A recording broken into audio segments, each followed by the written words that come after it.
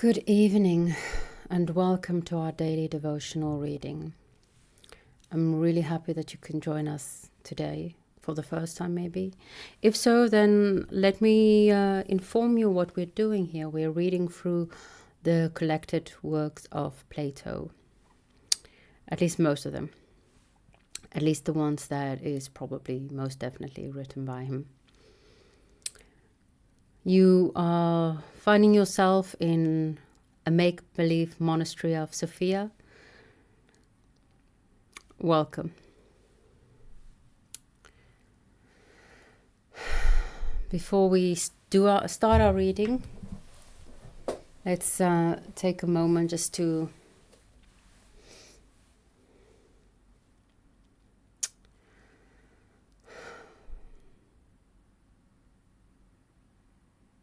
be.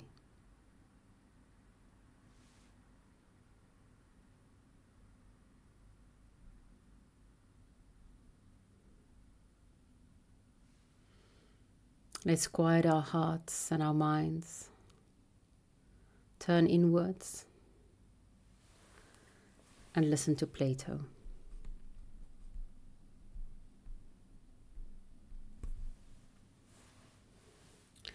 It's still Socrates speaking. When you have allowed me to add mechane, contrivance, to techne, art, I shall be at the top of my bend, for I conceive mechane to be a sign of a great accomplishment. Anein, for mekos, has the meaning of greatness, and these two, mekos and anein, make up the word mechane. But as I was saying, being now at the top of my bend, I should like to consider the meaning of the two words arete, virtue, and kakia, vice. Arete I do not as yet understand, but kakia is transparent, kakia, and agrees with the principles which preceded. For all things being in flux, ionton, kakia is kakos ion, going badly. And this evil motion, when existing in the soul, has the general name of kakia.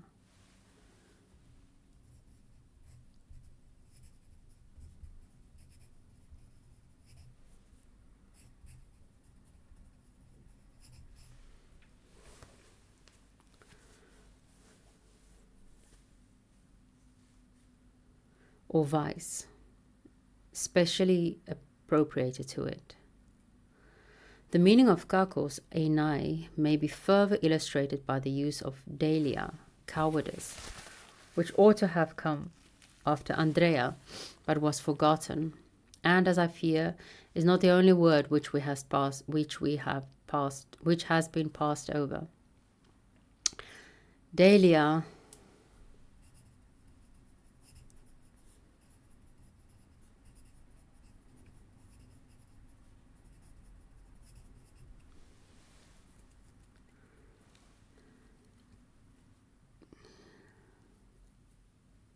signifies that the soul is bound with a strong chain, desmos. For lian means strength, and therefore dahlia expresses the greatest and strongest bond of the soul. And aporia, difficulty, and then the other translation added perplexity or inability to move on, is an evil of the same nature, from an alpha not, and pores thai, to go. Like anything else which is an impediment to motion and movement.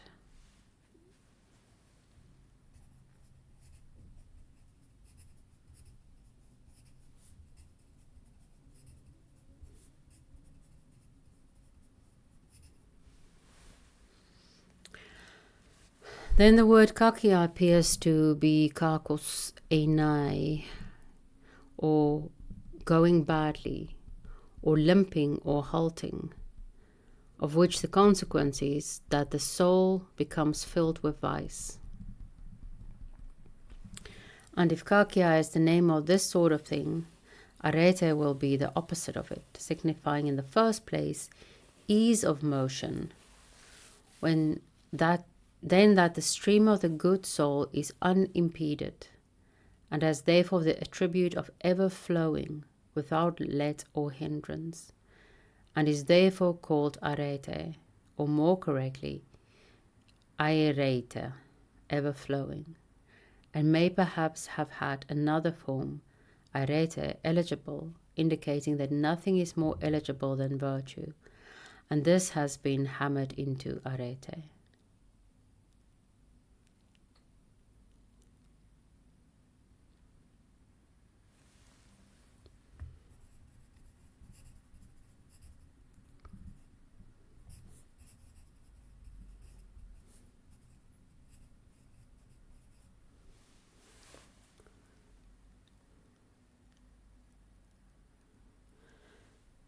I dare say that you will deem this to be another invention of mine, but I think that if the previous word kakia was right, then arete is also right. Hermogenes. But what is the meaning of kakun, which has played so great a part in your previous discourse?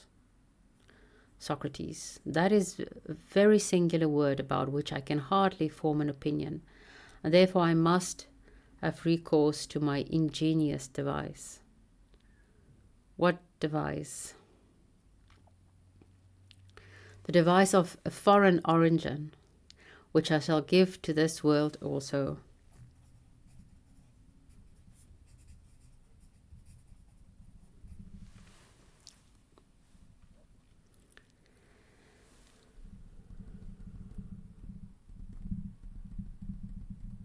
Very likely you are right, but suppose that we leave these words and endeavor to see the rationale of kalon, the fine, beautiful, and aischron, disgraceful, ugly. Socrates. The meaning of aischron is evident, being only ischron, rus, always preventing from flowing. And this is in accordance with our former derivations. For the name giver was a great enemy to stagnation of all sorts, and hence he gave the name Aischoron to that which hindered the flux, Ischon, and that is now beaten together into Aischron.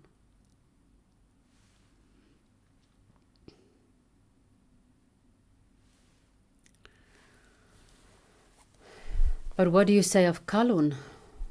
That is more obscure. Yet the form is only due to the quantity and has been changed by altering omicron, epsilon, into omicron. So OU into O. What do you mean? This name appears to denote mind, or a sort of thought, the other translation says, which dianoia is the Greek, and I do believe thought to my mind is closer than mind. Dianoia. How so? Hermogenes asks. Socrates. At this stage, the two translations vary quite significantly, maybe. So I'm just going to go with this one and read it as mind. Socrates. Let me ask you, what is the cause why anything has a name? Is not the principle which imposes the name the cause? Certainly. And must not this be the mind of gods, or of men, or of both? Yes. Is not mind that which called, kalesan, things by their names? And is not mind the beautiful, kalon? Hermogenes. That is evident.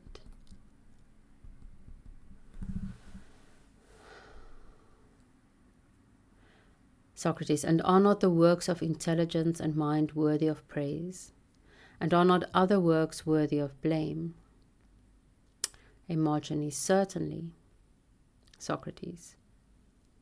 Physic does the work of a physician, and carpeting does the work of a carpenter. Hermogenes. Exactly. And the principle of beauty does the work of beauty. Of course. And that principle we affirm to be mind.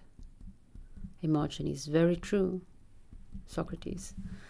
then mind is rightly called beauty, because she does the work which we recognize and speak of as the beautiful.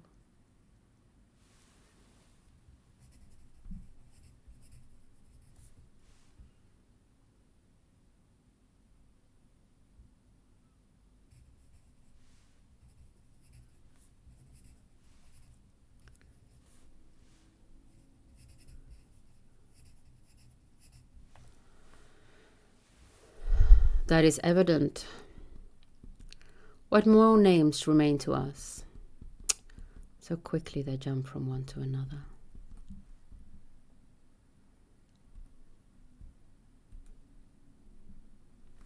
There are the words which are connected with agathon and kalon, such as sumtheron, advantageous, and lusitelun, profitable, opelimon, beneficial, kadelion, gainful, and their opposites, Socrates. The meaning of sumtheron, expedient, translated here, I think that you may discover for yourself by the light of the previous examples. For it is a sister word to episteme, meaning just the motion, pora, of the soul accompanying the world, and things which are done upon this principle are called sumphora or sumphoronta, because they are carried round with the world. Hermogenes, that is probable. Again, Sherdalain, gainful, is called from Gerdos, gain, but you must alter the delta into nu, the d into an n, if you want to get the meaning, for this word also signifies good, but in another way. For who gave the name intended to express the power of admixture, geranoumenon, and universal penetration in the good. In forming the word, however, he inserted a delta instead of a nu, and so made kerdos. Hermogenes, well, but what is lucetelon, profitable? I suppose, Hermogenes, that people do not mean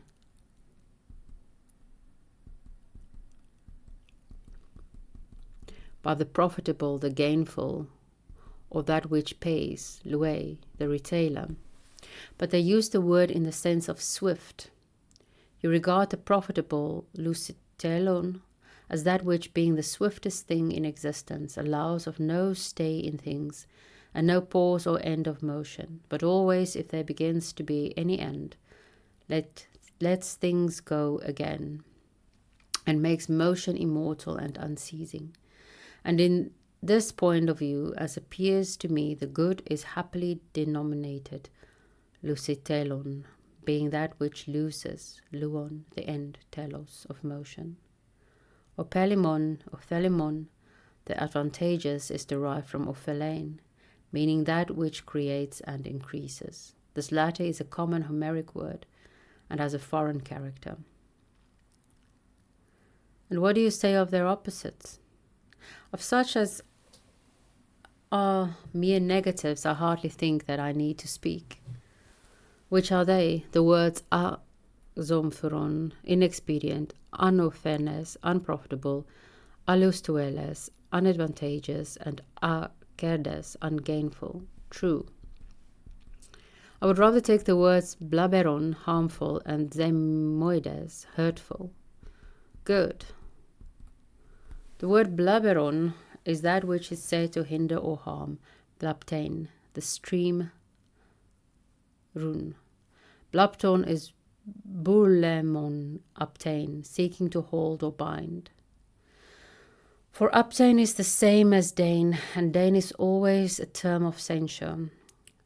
Bulomenon apein run, wanting to bind the stream, would probably be balopteron, and this, as I imagine, is improved into blaberon. Hermogenes, you bring out curious results, Socrates, in the use of names. And when I hear the word bulapteron, I cannot help imagine that you are making your mouth into a flute and puffing away at some prelude to Athena. That is the fault of the makers of the name Hermogenes, not mine. Very true. But what is the derivation of Semiodes? What is the meaning of Semiodes? Let me remark, Hermogenes, how right I was in saying that great changes are made in the meaning of words by putting in and pulling out letters. Even a very slight permutation will sometimes give an entirely opposite sense. I may instance the word Deon, which occurs to me at the moment, and remind me of what I was going to say to you, that the fine fashionable language of modern times has twisted and disguised and entirely altered the original meaning both of Deon and also of Semiodes, which in the old language is clearly indicated. What do you mean? I will try to explain. You are aware that our forefathers loved the sound iota and delta, especially the women, who are most conservative of the ancient language. But now they change iota into eta or epsilon, two different versions of E. And iota is I. And delta D into zeta, not completely directly translatable. This is supposed to increase the grandeur of the sound. Hermogenes, how do you mean? For example, in very ancient times, they called the day either Imera or Hemera, which is called by us Hemera. Hermogenes, that is true. Do you observe that only the ancient form shows the intention of the giver of the name, of which the reason is that men long for imerusi and love the light which comes after the darkness, and therefore called imera from imeros, desire. Hermogenes, clearly. Socrates, but now the name is so travestied that you cannot tell the meaning, although there are some who imagine that the day to be called Emera because it makes things gentle. Emera, different accents. Hermogenes, such is my view, Socrates. And do you know that the ancients said doigon for yoke and not zugon? They did so, and zugon, yoke, has no meaning. It ought to be doigon, which word expresses the binding of two together, duein agoge, for the purpose of drawing. This has been changed into zugon, and there are many other examples of similar changes. There are, Hermogenes responded. The other translation, evidently.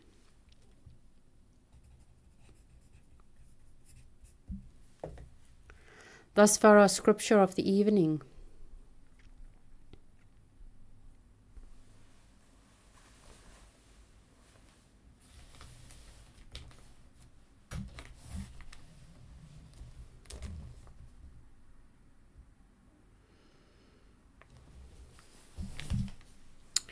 I'm a bit in a difficulty about how to interpret Socrates in this dialogue, actually. I was thinking as we were reading, I find some of these passages a bit dull, so dull that my mind wanders even as I read. So I can imagine yours wandering as well. I was thinking of, I think the Timaeus is the one where it's the famous one where Plato expounds on the cosmology. When I was reading that, I had a feeling that Plato was merely playing with the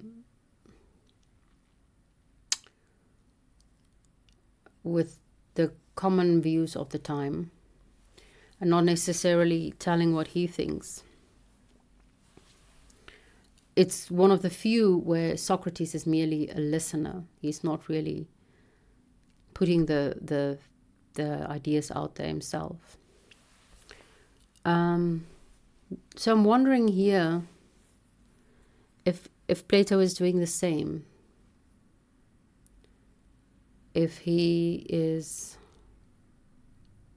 playing with ideas that, because I mean, it's interesting that he calls upon Euthyphro to possess Socrates for inspiration in this. It does make you think that he's playing with the ideas with more mystical groups, because there's so much. We can go very woo-hoo with this text, very, very woo. But I wouldn't necessarily say it's Platonic, just as I don't really think the Timaeus is Platonic. I think he's just playing with what he thought was the science of the day in the Timaeus. That being said, there it is again. Plato is famous for taking two opposing views, that of being and becoming. Everything is in flow, and there is only one unchanging nature, and combining the two.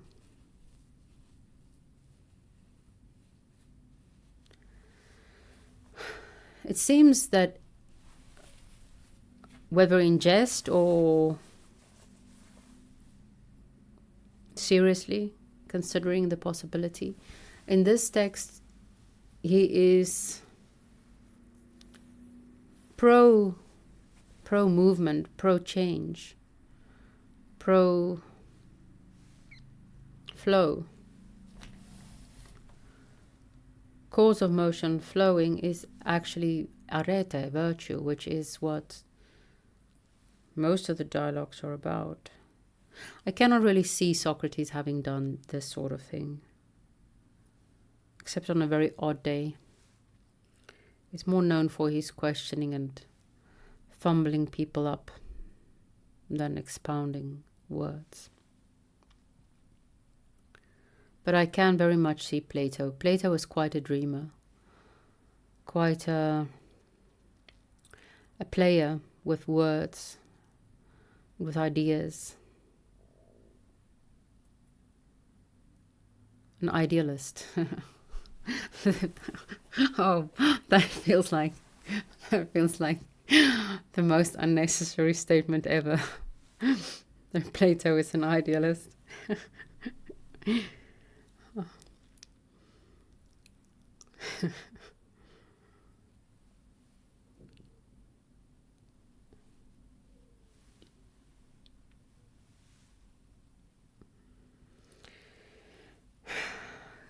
I had to smile and write down the fact that kakon apparently is from a foreign origin. And in my language, we have a word very close to kakon, kak, and it means shit. And kakon means bad. So maybe it's from my language that the Greeks got it. Never mind the fact that my language is like 100 years old officially or something like that. It's, hey, what was will be again. So it might be that it was already before, it was not, and then it was again. I also wrote evil motion in the soul as that being vice. And impediment to motion, movement, vice, bad.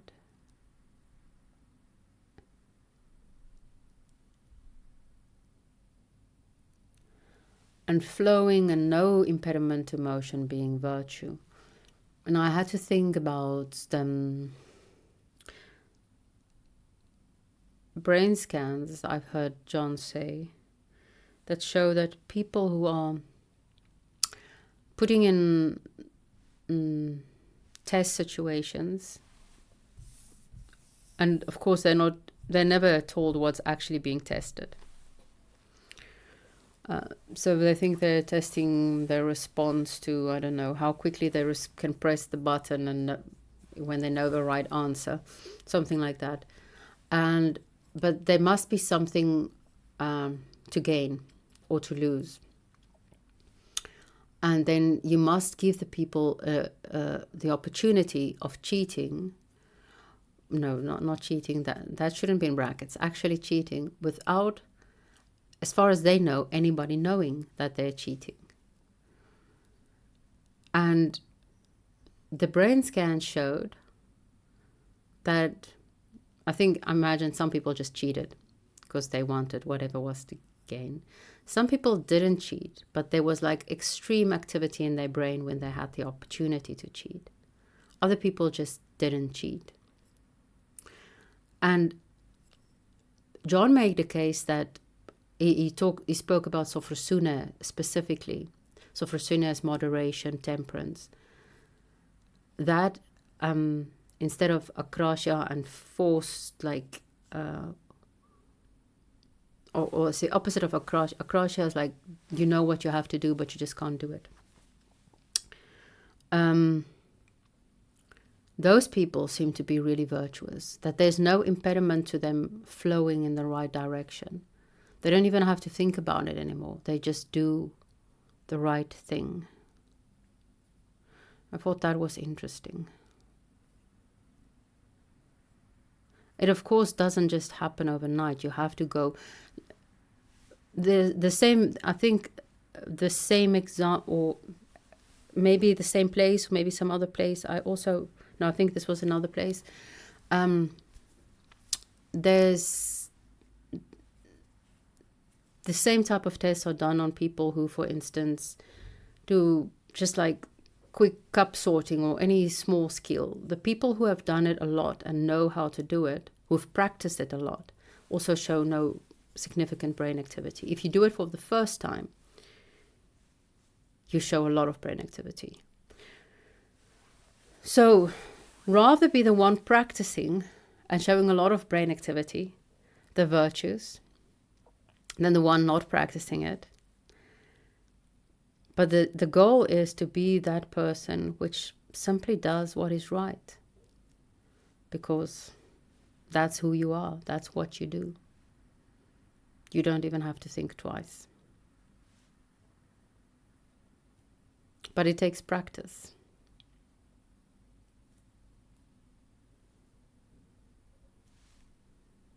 I'm not always sure how we practice virtues.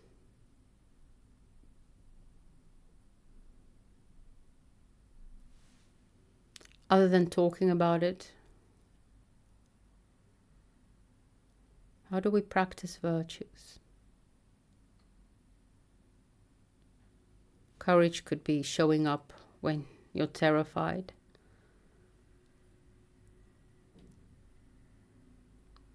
That could be an interesting. There's a lot to uncover.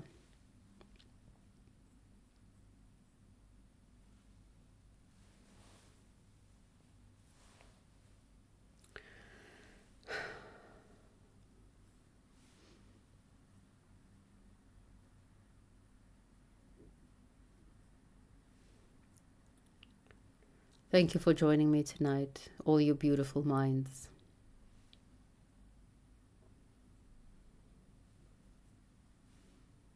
I hope you have a good night's rest. May the spirit of Sophia be with you.